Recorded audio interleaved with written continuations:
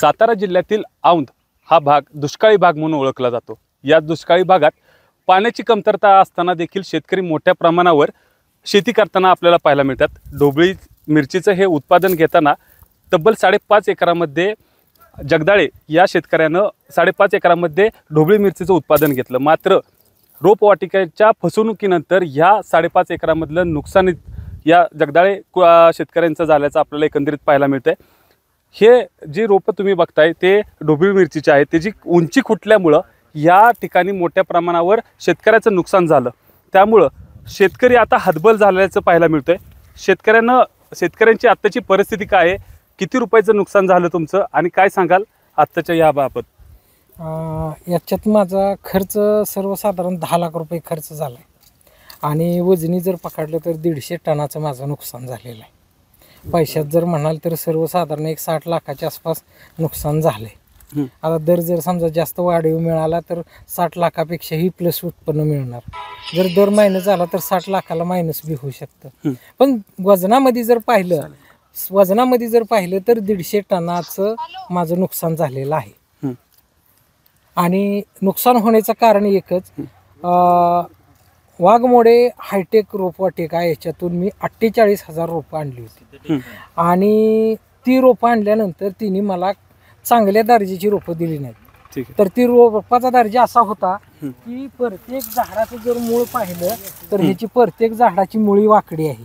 ही ट्रेमध्ये सर्वसाधारण 25 दिवसाचं रोप लागणीला येतं, पण हिने मला 50 दिवसाचं रोप दिलं। 50 दिवसाचं रोप देत असताना तिची उंची वाढली नव्हती, उंची लहानच उंचीचं रोप दिलं होतं, पण वयानं ती 50 दिवसाचं होतं। त्याला फुलकळी 5 दिवसात फुलकळी लागाय पाहिजे असती। 25 दिवसानंतर ती 5व्या दिवशी फुलकळी लागली।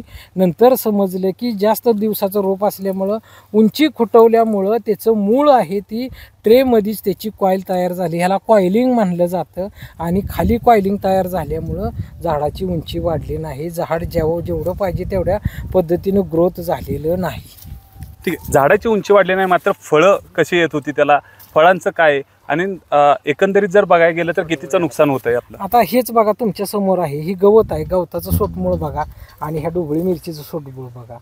तर ही कसं असतं की ज्यावेळी सोटमूळ जमिनीत सरळ जाईल, त्याला कार्यरत मुळ्या फुटल्यानंतर त्याला अन्नरस भरपूर खाता येतो। खाता आल्याच्या नंतर फळाची धारणा जरी असेल तर ती फळ त्या पद्धतीने पोचलं जातं। पण त्याला जर जमिनीतून काय घटक कमी मिळालं तर ती फळाची संख्या जी साईज आहे ती वाढत नाही ना। आता तुमची एकंदरीत मागणी काय आहे? प्रशासन याकडे दुर्लक्ष करतंय का? प्रशासनाचं तुमचं बोलणं झालंय का? काय सांगाल? प्रशासनाचं माझ्याकडे पुरेपूर दुर्लक्ष आहे। प्रशासनाला मी आणलं होतं, इथं आमच्या गावातले मान्यवर शेतकरी, आमच्या गावचे सरपंच दीपक नलवडे ह्याही इथं ठिकाणी उपस्थिती होती आणि त्यांच्यासमोर ही सर्व ह्या गोष्टीचा शासनाकडून पंचनामा केला आहे। शासनाकडून मला कोणत्याही गोष्टीची मदत मिळाली नाही, आश्वासन मिळालं नाही आणि रोपवाटिकावाल्याकडून मला मदत मी करतो किंवा झालेल्या नुकसानीबद्दल कोणतंही वाक्य त्यांच्याकडून मला मिळालेलं नाही। हे आमच्या गावचे सरपंच आहेत, त्यांच्यासमोर सर्व गोष्टी झाल्या। आता भूमिका काय असणार तुमची? ह्या पिकाचं नुकसान झालंय, आता काय पुढं काय करणार? आमची भूमिका एकच आहे की मला नुकसान मिळालं पाहिजे आणि अख्ख्या महाराष्ट्रभरात नवीन शेतकरी आहेत, जुने शेतकरी आहेत, त्यांना कोणत्याही प्रकारचं डुप्लिकेट बियाणं नसावं, डुप्लिकेट खत नसावं, चांगल्या दर्जाची रोपं मिळावी आणि कोणत्याही शेतकऱ्याची फसवणूक नको आहे। एकंदरीत सरपंच काय सांगाल तुम्ही? शेतकऱ्याची तुमच्या गावातल्या फसवणूक होते, रोपवाटिकेवर कारवाई करण्याची मागणी करताय काय? रोपवाटिकेवर तर मागणी केलीच पाहिजे, कारण अशा किती शेतकऱ्यांना फसवलं त्या रोपवाटिकेनं काय माहीत नाही। आम्हाला जरा पहिल्यांदाच अनुभव आहे। तर आमचा 18 पगड अगदी आमच्या जन्मापासून, आमच्या आबाजाच्या जन्मापासून ही दुष्काळी भाग आहे। आणि ह्या दुष्काळी भागात आम्ही कुठून इकडून तिकडून पाणी गोळा करायचं आणि असं डेअरिंग एखादं करायचं एखाद्या शेतकऱ्यानं, आणि त्याला जर अशी रोपवाटिका ह्या जर फसवणूक करत असतील तर त्या शेतकऱ्यानं जगायचं कसं, हा मोठा प्रश्न निर्माण झालेला आहे। शिवाय शासनाचे कृषी अधिकारी, सातारा जिल्हा कृषी अधिकारी येऊन गेले, खटाव तालुका कृषी अधिकारी इथं येऊन गेले, त्यांनी पंचनामा केला। त्यांच्याकडून त्याच्यानंतर साधं एक फोनही झाला नाही किंवा पुढं काय कारवाई करणार आहे किंवा केली आहे असं काहीच आलं नाही। माझी शासनालाच विनंती आहे की शासनाचे जे कृषी मंत्री आहेत त्या कृषी मंत्र्यांनी या घटनेची गांभीर्यानं दखल घ्यावी आणि त्या रोपवाटिकेवर पहिल्यांदा तरी रोपवाटिका ती बॅन करावी आणि सगळ्याच रोपवाटिका महाराष्ट्रातल्या तपासून घ्याव्यात, कारण जेणेकरून शेतकऱ्याची अशी फसवणूक होत नाही, फसवणूक म्हणजे होऊ नये. आणि जर अशीच जर फसवणूक दुष्काळी भागातल्या शेतकऱ्याची जर झाली तर हे आत्महत्या, शेतकरी आत्महत्याचं प्रमाण हे असंच वाढत राहणार आहे. आणि जर शेतकरी जगला तरच देश जगणार राहणार आहे, शेतकरी जगला तरच महाराष्ट्र राहणार आहे, आणि शेतकरी जगला तरच सरकार जगणार आहे.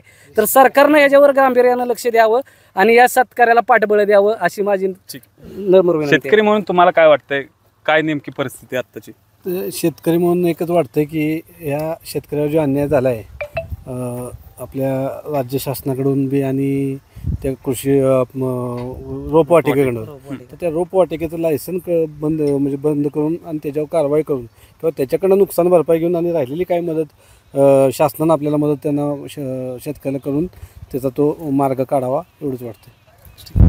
एकंदरीतच रोपवाटिकेवर कारवाई करण्यात यावी, त्याचबरोबर ह्या नुकसान झालेल्या शेतकऱ्याचं नुकसान झाले त्याला भरपाई देण्यात यावी अशी मागणी देखील शेतकरी करताना आपल्याला एकंदरीत पाहायला मिळते.